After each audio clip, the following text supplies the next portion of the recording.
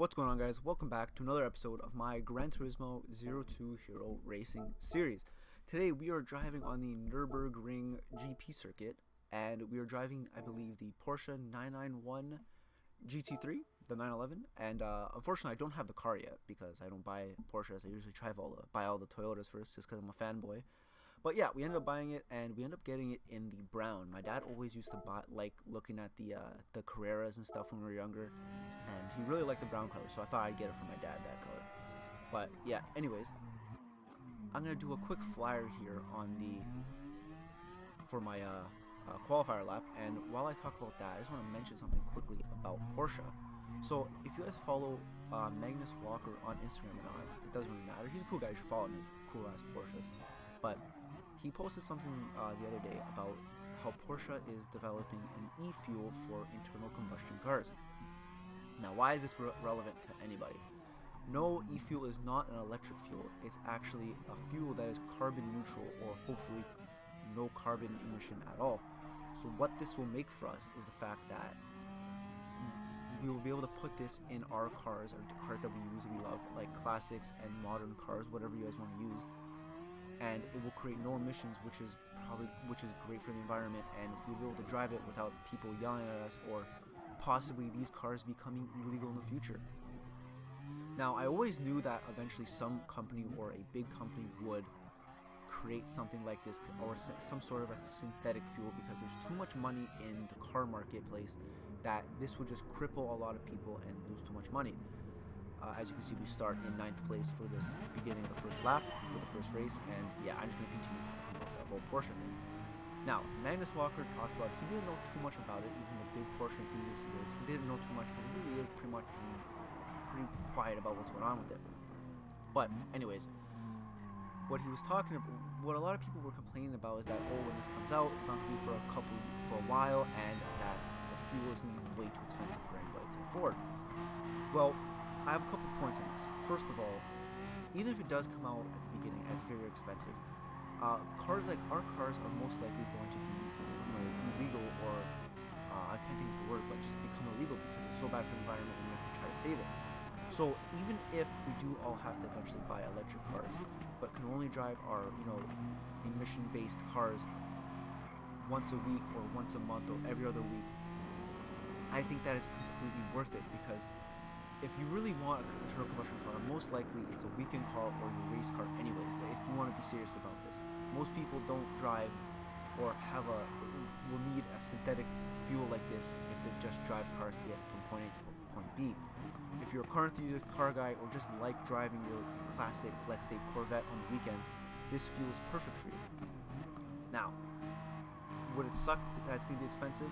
Yes, but there's also a point. Also, just like anything that becomes when it's brand new, it's always expensive at the beginning. Like when microwaves first came out, I believe they were like, I don't know what year, probably in the 70s or so, they were like $1,000. That's because it was new technology and no one could afford it. But as technology grows and grows and grows, especially the day and age we live now, that technology grows so fast, it's like almost ridiculous, the price will go down. Like if you look at microwaves now, you can literally buy a microwave for like a nice microwave for $50 US money. I live in Canada, so a little bit more expensive, but let's just say that $50 you can get a decent microwave for like a fair price. That's ridiculous. I don't even want to think of the percentage loss on that. So once a big company, or maybe even because Porsche is in development with this, it's gonna help everybody. It's gonna lower the pricing for it, and hopefully, let's say in 10 years, the fuel cost will be drastically lowered, and you can maybe drive it more than once a week, maybe more than a handful of times a week. So I think that's great news. A lot of people are complaining about it, but I feel like people are dumb and just need something to complain about. And yeah, I'm like ecstatic about this news. I've had so much worries about this in the future, knowing that I live in Canada, and then we are trying really hard to do a lot of this work for global warming and stuff like that. And I think this is the biggest news to come out in cars than anything else. I think this is probably the most important news that has come out in the last year, at least, maybe not more. But anyways, I know electric cars will eventually take over. It's just gonna happen, just because of all the benefits they have of it. But the only thing is, also in Canada, I'm not a scientist or a scientist, as like some people like to say, but in Canada, unless battery I'm rambling really quickly here, but as long as battery, like, technology doesn't go up, the life expectancies will drop drastically in Canada just for the cold weather that we do have here. Cold kills batteries, people know that. But hopefully, people like Tesla and even Porsche with the Taycan. I think the Taycan or the Porsche truck uses Tesla batteries. I could be mistaken on that, but I'm pretty sure they do. But yeah, anyways, that's my whole rant on the e-fuel that is coming out. I read someone in the comments saying that they're trying to get prototypes out of this in 2022, which is absolutely incredible. But yeah, I just wanted to talk about that. I wanted to start a conversation with it because I feel like it wasn't shown enough anywhere. Like the fact that only Magnus Walker posted about it is kind of ridiculous. I think that should be like posted everywhere. Anyways, we do end up finishing 9th in this race. I think I started in 9th. I'm not exactly sure, but yeah, that's just my point. I wanted to talk about that, and let's get into the second race where I end up starting in 9th as well. Now, I don't get as good of a start as last race because the guy wasn't asleep at the light like last race, but let's see if we can do a little bit better on the outside. Again, I drove on the outside in this race. I should be trying to go on the inside more at the beginning of races just for the fact that all these people, as you can see, blow up into the inside lane and just hit you. And I lose a bunch of spots. I lose 5 spots here, or 5 positions, and it's just not as good. But I know I am faster than the guys, I believe the 4 people in front of me. Well, 4 people now, but 5 before. I knew I was faster than these people, and I knew I could catch up to them. So this corner here, I do dive pretty deep into the corner, and I try to pass him. And here, I try taking the racing line, thinking that maybe it would help me in the long run to get the exit, but really it did not. I stayed just about as even with the purple Porsche here. I do brake a little bit later, and I go right on the outside of this Porsche, taking the inside on this corner here, and I'm able to nudge him out and edge him in that corner, which was absolutely incredible. I'm able to do a couple like moves like that once a race or once every other race, so I'm pretty happy on like my car control as it's going up. As you can see, the Mexican guy pulling the penalty. Here I tried diving a little bit too deep, but I do end up staying on track, which helped out. And one guy there runs off course, and the American here almost falls off course, but he manages to grip up and stay in the race. Now we are in 10th place, 1 off of our starting position, and we're trying here to catch up as the red guy loses a lot of momentum, and I'm able to go right on the inside of him and take the outside line on this. And I do brake a little bit too early, not able to get the best run up, but I am able to get right beside the 2 black Porsches here. I probably could have gone right in between them, but I didn't want to mess anything up. Also there, they broke a little bit early, and I didn't want to, nail anybody and get a penalty. With that, I do go off course slightly and lose a bit of momentum on this corner, as you want to call it here. Yeah, I was able to get a little bit of momentum there, and as long as you stay flat, if you take it properly, you can stay flat. Now here is kind of something important I want to highlight. The red Porsche there gets through, he doesn't get a penalty, and he doesn't get a restart. I just want you to keep that in the back of your mind about what he did there. Also here, I try to go on the inside, don't break enough, and I go off course, and I lose everything I had, and I drop a couple positions. I believe I end up in 12th or 13th place because of that move. Yeah, 12th place. So we're back behind this purple Porsche, or I don't think it's purple, I think it's like a violet. Anyways, the purple-ish Porsche. We're stuck behind him again, but I believe in this corner we're able to, nope, never mind. We go a little bit too much onto the gravel, and it locks up our left front tire and completely throws us off course. Yeah, so after that, I just sped it up quickly up into the last lap of the race.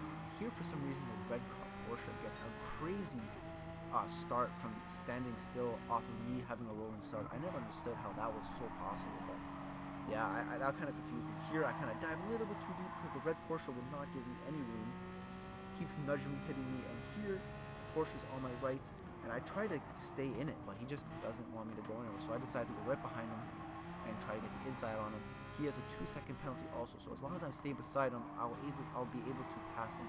Here the Porsche does give me some room, or I did give him some room there, but as he comes out, he gives me absolutely no room here and pushes me right off course.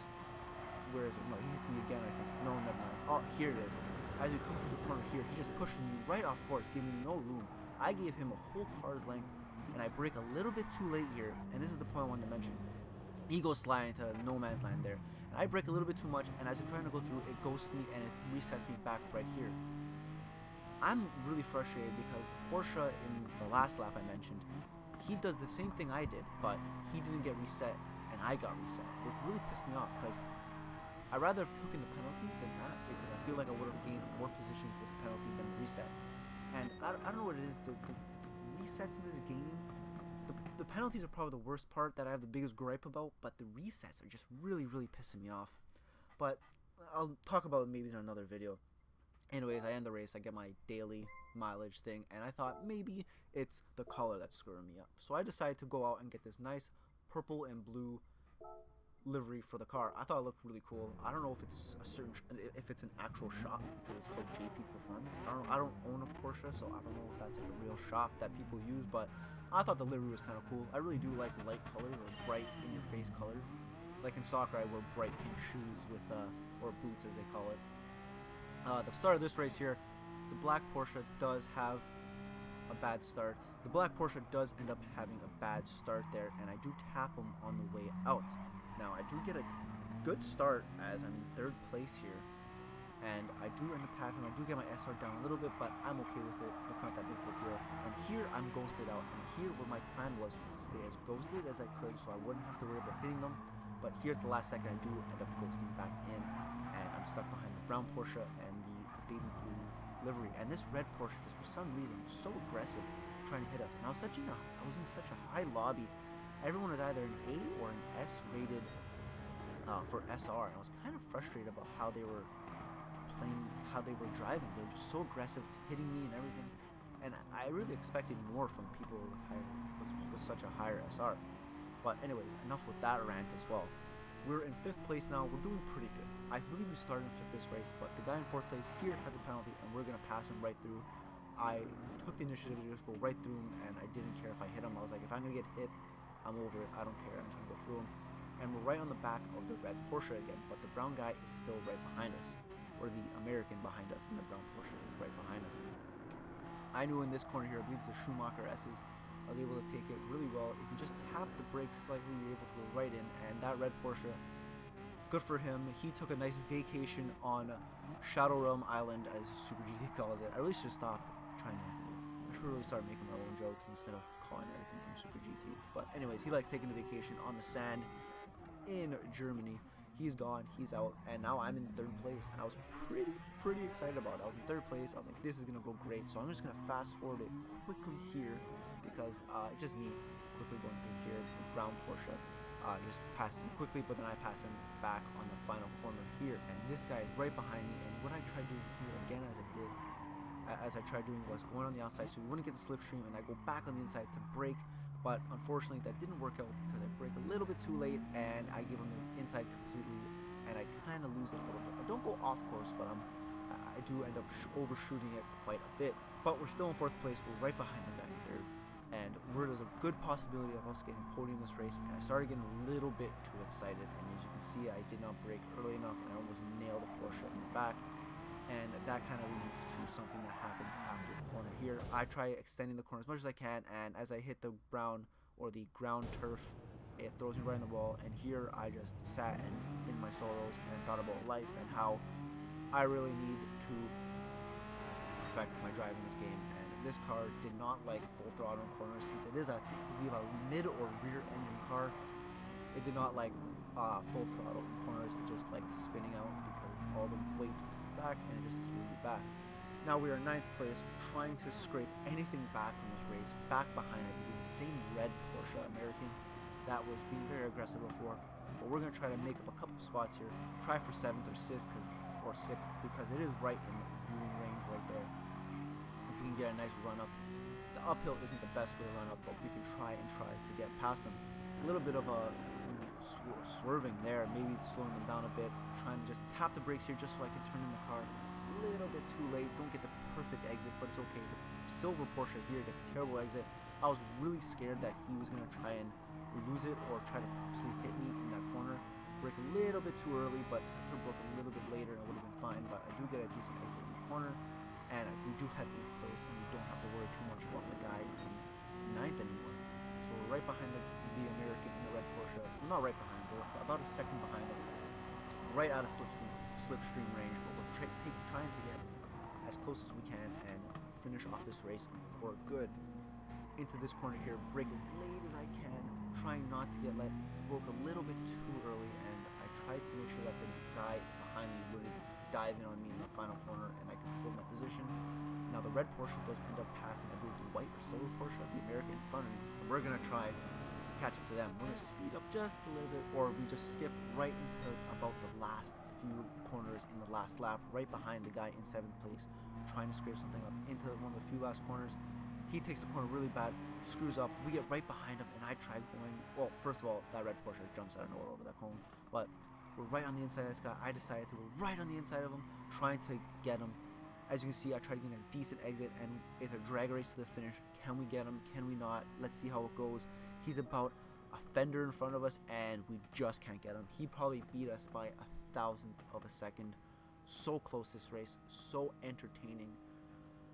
Yeah, I tried really hard. We almost had him, but yeah. You win some, you lose some, or in my case, you lose a bunch, and you kind of get your small victories where you can get them.